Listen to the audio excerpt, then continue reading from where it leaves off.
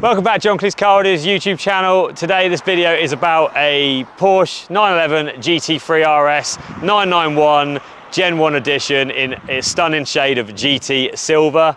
Now you can imagine you don't see loads of these. The car is absolutely stunning, great spec, but what it didn't have is it didn't have Apple CarPlay or Android Auto. As you can imagine, the screen that come in these cars can't support it as standard, but we can add hardware to make it work. So what I'm going to do is I'm going to show you the solution.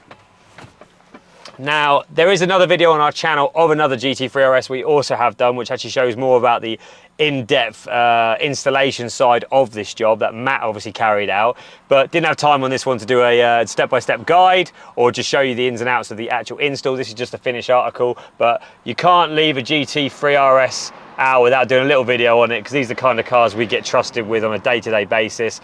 But here we go. This is a PCM 3.1 screen. This is actually showing Android Auto this time because the customer's phone's connected, because the customer's Android option. It's wireless, so the customer's phone's currently just sitting here waiting to be put in his center console. Ignore the flickering, that's just the frame rate of my camera versus the screen.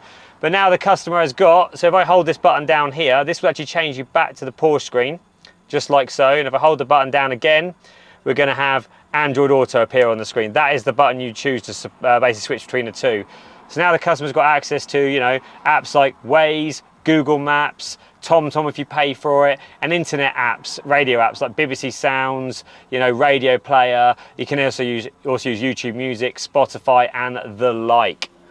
This customer's also gone for reverse camera as well. So if I select reverse, the image is automatically going to come up on the screen. You get a great vertical viewing angle. Now, that is what I see on the screen, but if I actually look behind, just so you can see, as you can see, the view out of this at my height, you cannot see there's even a wall there.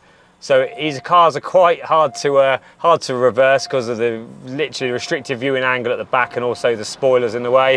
So having that camera mounted down low like that is extremely handy.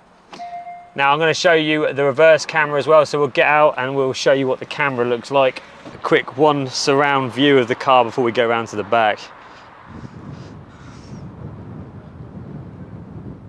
Now I'll go back to the back of the car and show you the camera now. The customer's just seen it himself and he agrees it is extremely discreet. That is the camera just there. I've just put my finger on it.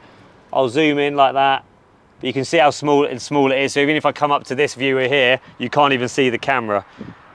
Great option to see these low objects, and you saw on the image of how close I was, but you still got a couple of feet behind, so you can actually use this to judge a really good distance.